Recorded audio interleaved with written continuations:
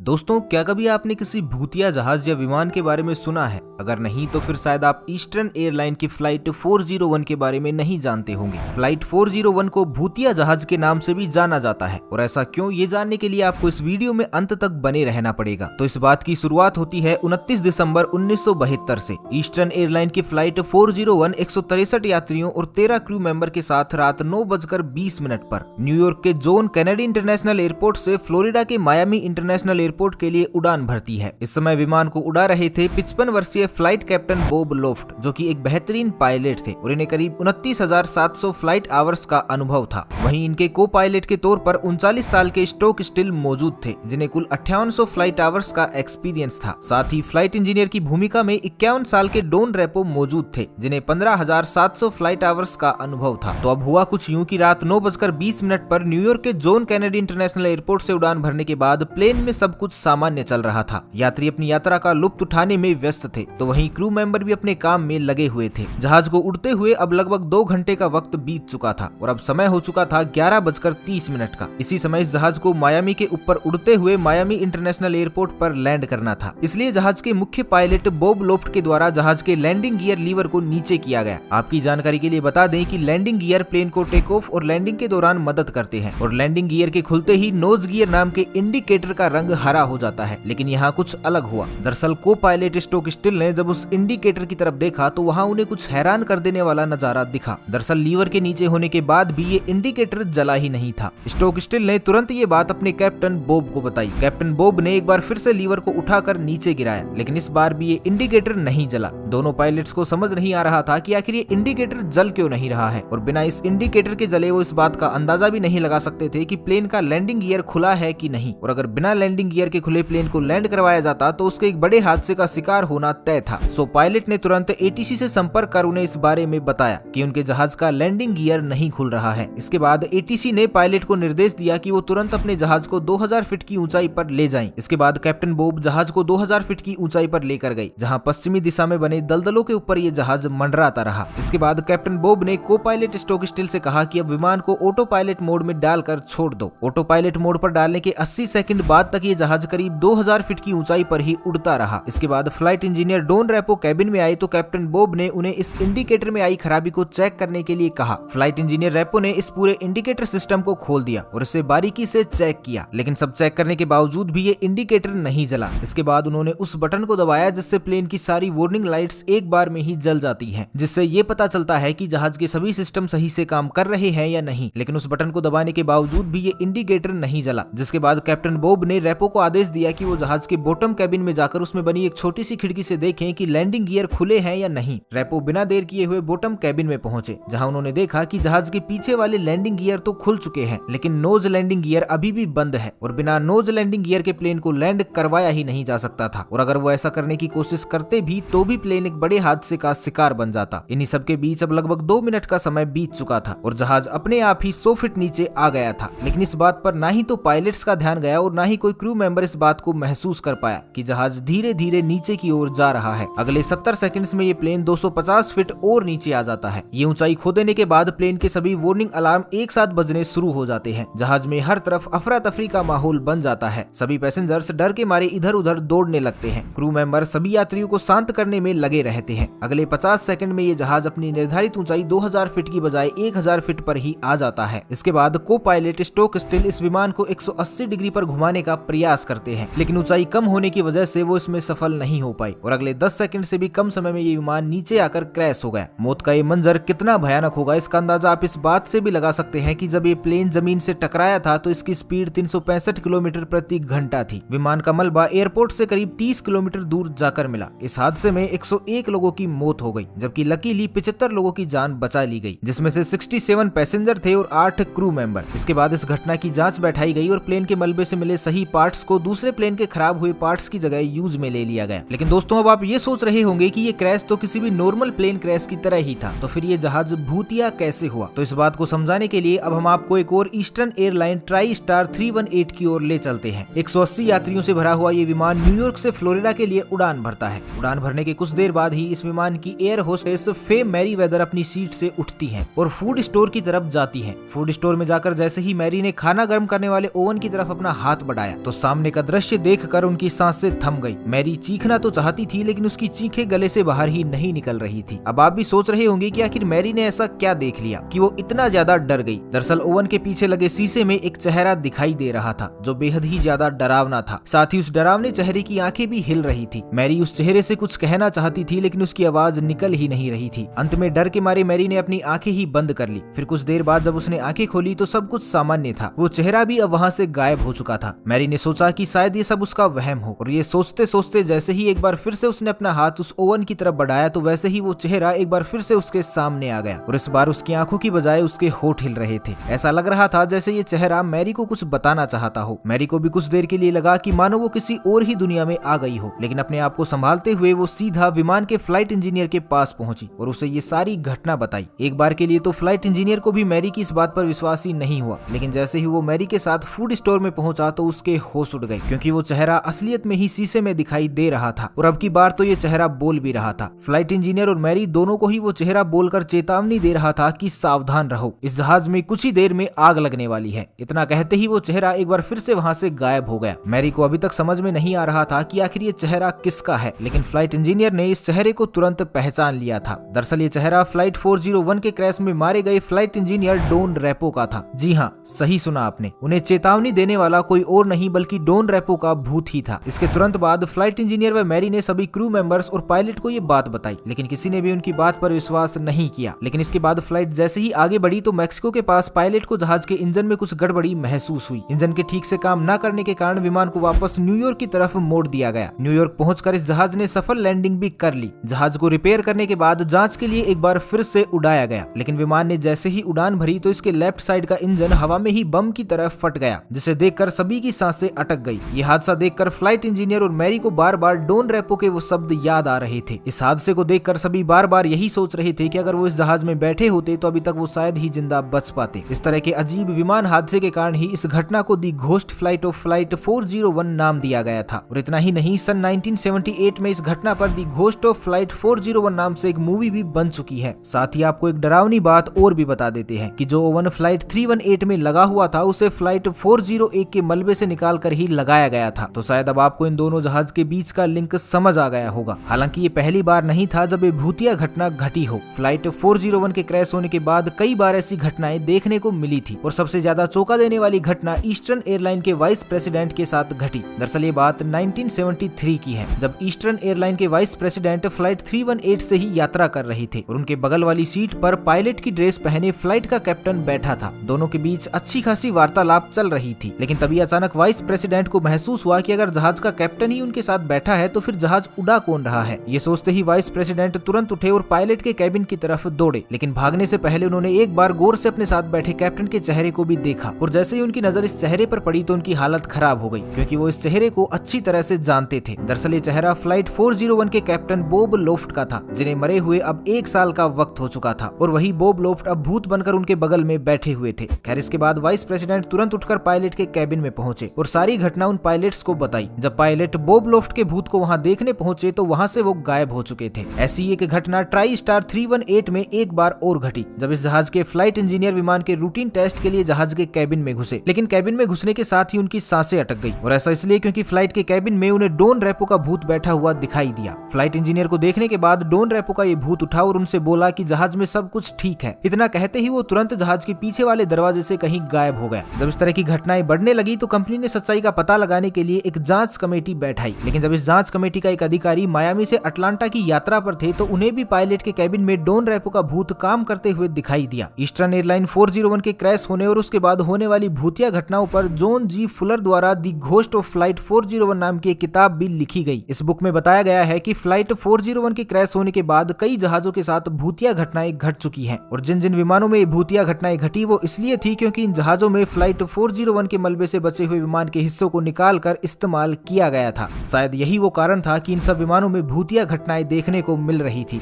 खैर, चाहे जो कुछ भी हो, लेकिन कहीं ना कहीं डोन रेपो ने मरने के बाद भी अपना फर्ज पूरा किया और कई लोगों की जिंदगियां बचा ली थी, वरना उस दिन फ्लाइट 318 का भी वही हाल होता जो फ्लाइट 401 का हुआ था। तो दोस्तों, आपका इस बारे में क्या मानना है हमें कमेंट करके जरूर बताइएगा। तो आज के लिए बस इतना ही, मिलते हैं एक नई वीडियो के साथ। तब तक के लिए खुश रहें, मस्त रहें, हंसते रहें। भगवान करे आप सभी का दिन शुभ हो।